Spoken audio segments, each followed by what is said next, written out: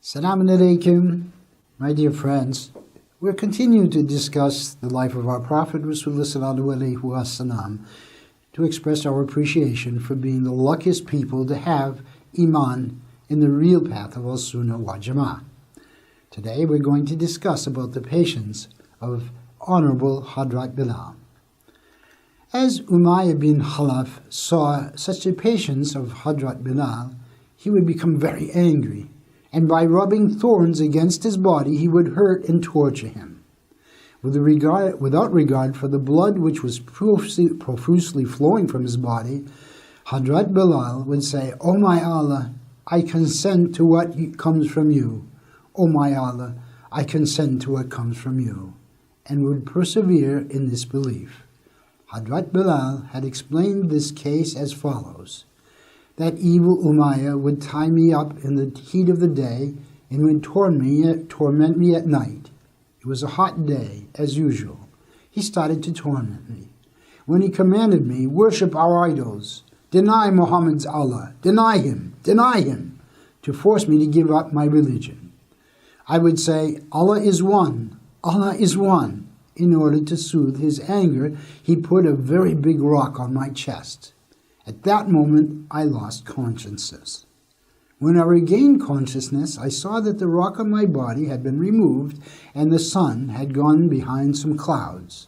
I thanked Allah Ta'ala and told to myself, "O Bilal, everything that comes from Janab al-Haq is beautiful and nice." Once again, one day, Umayyah bin Khalaf brought about al-Bilal Hubeshi to torture him.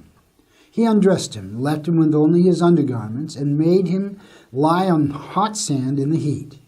Then he put stones on him. The polytheists gathered and heavily tortured him. They said, "If you do not abandon your religion, we will kill you." Under these unbearable tortures, he said, "Allah is one. Allah is one." At that moment, our beloved Prophet ﷺ was passing by there. When he saw this situation of Bilal Hubeshi, he became very sorry. He said, "Saying the name of Allah Ta'ala will save you." Shortly after this, he returned to his home. Hazrat Abu Bakr came. He told Abu Bakr of the tortures of Bilal Hubeshi that he had endured and said, "I have been very sorry." Hazrat Abu Bakr went there immediately. He told the polytheists, "What will you gain by doing this to Bilal? Sell this person to me." They said, "We would not sell him even if you give us gold as much as the world. However, we can exchange him for your slave, Amir." Amir, Hadrat Abu Bakr's slave, used to conduct his commercial business and would earn very much money. Apart from his personal properties, he had 10,000 golden coins. He was the helper of Hadrat Abu Bakr and conducted his every trade. However, he was a disbeliever and insisted on his disbelief. Hadrat Abu Bakr said, "I have given you Amir with all his properties and money." For Bilal, Umayyah bin Khalaf and other polytheists rejoiced very much. They said, "We have deceived Abu Bakr."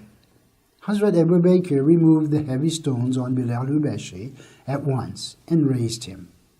Bilal Hubeshi was weak due to the hard torments.